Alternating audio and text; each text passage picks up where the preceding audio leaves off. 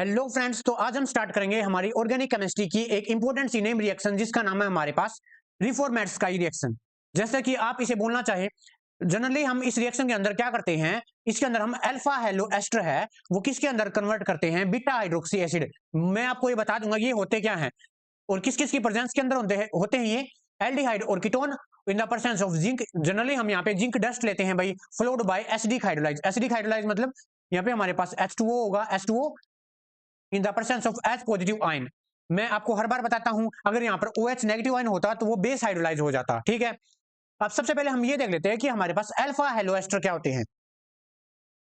Alpha halo ester क्या होते हैं भाई? देखो, अल्फा हेलो, हेलो मतलब होता है हमारे पास हेलोजन, यानी कि हमारे पास कोई भी एक फंक्शनल ग्रुप होगा, कोई भी हमारे पास एक फंक्शनल ग्रुप होगा। फॉर एग्जांपल मेरे पास OH फंक्शनल ग्रुप है, ठीक है, और यहां पर हमारे पास कोई भी एक कार्बन लगा हुआ है, ठीक, कोई भी कार्बन लगा हुआ है और उस कार्बन को हम क्या बोलते हैं भाई? अल्फा कार्बन बोलते हैं। और अल्फा कार्बन पर मान लिया मेरे पास कोई भी एक हेलोजन जुड़ा हुआ है, मान लिया ये कोई भी एक हेलोजन है, मान लिया ब्रोमीन है, ठीक है, तो क्या होगा? तो इसको हम कहेंगे अल्फा हेलो। ठीक है, मतलब अल्फा हेलो मतलब अल्फा पोजीशन पर हमारे पास हेलोजन जुड़ा हुआ है, हालांकि यहाँ पे एस्टर ग्रुप नहीं है, यहाँ पर अल्कोहली ग्रुप है। ठीक है, ये होता है। और बीटा हाइड्रोक्सी मतलब बीटा पोजीशन पर हमारे पास OH ग्रुप प्रेजेंट होगा, उसको हम हाइड्रोक्सी ग्रुप कहते हैं। और एसिड ग्रुप किस लिए लगा है यहाँ पर? क्योंकि अगर जब हमारे पास किसी भी कंपाउंड के अंदर, किसी भी मोलिक्यूल के अंदर जब हमारे पास एसिडी ग्रुप और हमारे पास OH ग्रुप इकट्ठे आ जाएं तो वहां पर हम OH ग्रुप को हाइड्रोक्सी बोलते हैं। ठीक है, अल्कोहल नहीं बोलते हैं। ठीक है, तो ये होता है भाई। ठीक है, चलिए अब हम हमारी रिएक्शन की तरफ बढ़ते हैं।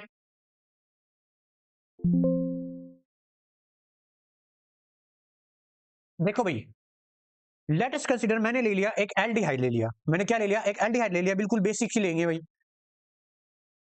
CH3 और यहां पर है CHO। ठीक है, ये है मेरे पास एल्डिहाइड।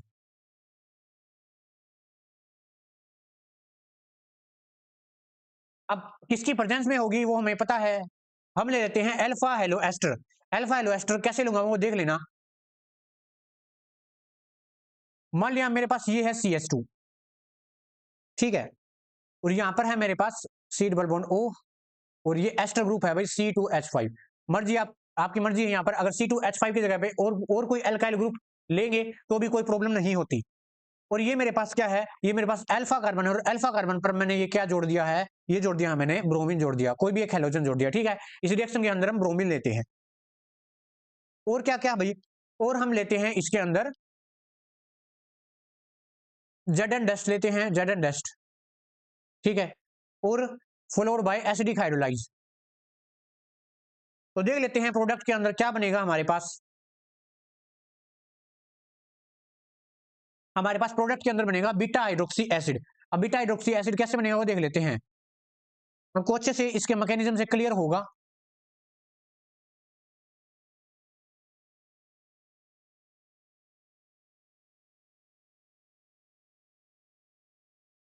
देखो भाई, ये हमारे पास क्या है? कार्बोक्सिलिक एसिड ग्रुप है पीछे वाला।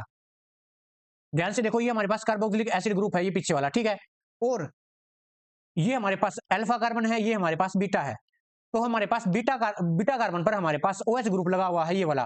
तो इसको हम क्या बोलते हैं भाई? Beta hydroxy acid group. ठीक है, तो हमारे पास ये थी हमारे पास रिएक्शन जिसका नाम था रिफॉर्मेटस्काई रिएक्शन। अब देख लेते हैं इसका मैकेनिज्म।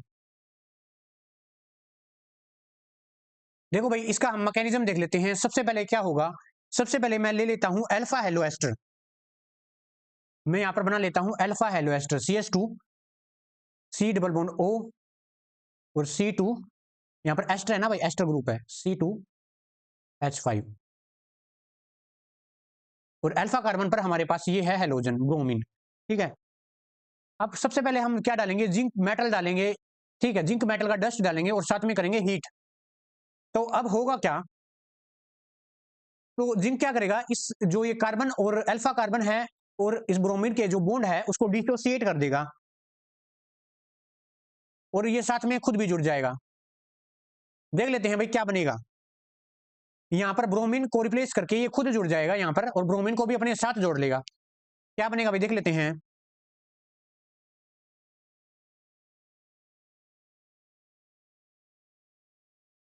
ZnBr, और यहाँ पर सी डबल बॉन्ड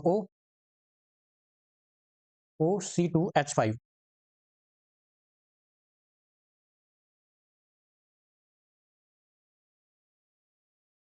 अब देखो भाई क्या होगा, अब हमारे पास एक एल्डिहाइड ग्रुप आएगा जो मैंने रिएक्शन के अंदर लिया था। देखो भाई ये वाला, क्योंकि अब तक हम यही ले रहे थे ना, अब हम ये लेंगे।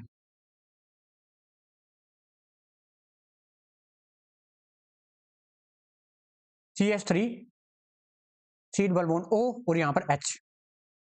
हम सबको पता है कार्बन और ऑक्सीजन के अंदर से कौन ज्यादा मोर इलेक्ट्रोनेगेटिव, ऑक्सीजन। तो इस बॉन्ड के इलेक्ट्रॉन खुद के ऊपर ले जाएगा, ये इसके ऊपर स्लाइटली नेगेटिव, इसके ऊपर स्लाइटली पॉजिटिव चार्ज।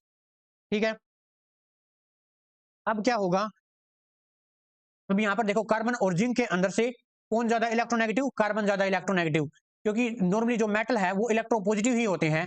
तो यहाँ पर कार्बन है स्लाइटली नेगेटिव चार्ज और ये है हमारे पास पॉजिटिव चार्ज। अब नेगेटिव चार्ज इस पॉजिटिव पर अटैक करेगा, कैसे, जो नेगेटिव चार्ज है इस पॉजिटिव वाले कार्बन पर अटैक करेगा यहाँ पर। ठीक है, अब क्या होगा हम देख लेते हैं।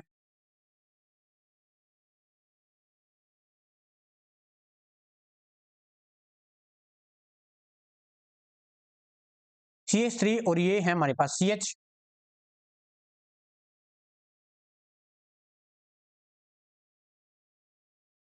ये हमारे पास जिंक। ठीक है, जिंक है भाई ये CH2 C double bond OC2H5। देखो भाई जो ये पार्ट है ना, ये वाला ऊपर वाला पार्ट है, ये है, और ये नीचे वाला पार्ट ये है। ठीक है, अब हम इसकी करते हैं हाइड्रोलाइज। यहाँ पर हमारे पास ये है जिंक Br, मैं अच्छे से लिख देता हूँ, ये है O और यहाँ पर Zn और यहाँ पर है Br।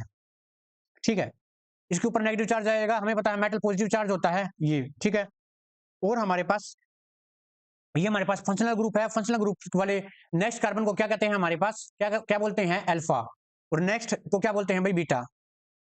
ठीक है, अब हमारे पास यहाँ पर होगी hydrolyse, acidic hydrolyse, H2O in the presence of H positive ion. तो हमारे पास क्या बन जाएगा, ये ऑक्सीजन और जो जिंक है वो वाला बॉन्ड टूट जाएगा, और यहाँ पर पॉजिटिव आयन है यानी पॉजिटिव चार्ज है, तो यहाँ पर OH नेगेटिव आयन आ जाएगा, और यहाँ पर नेगेटिव चार्ज है तो H पॉजिटिव, क्योंकि हमें पता है वाटर किसके अंदर डिसोसिएट होता है, H पॉजिटिव और OH नेगेटिव के अंदर। ठीक है, यहाँ पर भी ऐसा ही होगा, ये बॉन्ड टूट जाएगा, और यहाँ पर हमारे पास OH नेगेटिव आयन आ जाएगा, क्योंकि कार्बन के ऊपर पॉजिटिव चार्ज था, यहाँ पर ऑक्सीजन की तरफ H पॉजिटिव आयन चला जाएगा। ठीक है, अब देख लेते हैं भाई प्रोडक्ट के अंदर क्या बनता है।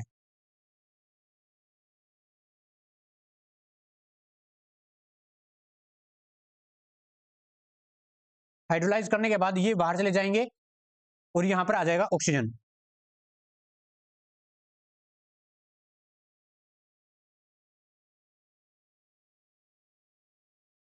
देखो भाई ये हमारे पास प्रोडक्ट है जिसे हम बोलते हैं बीटा हाइड्रोक्सी,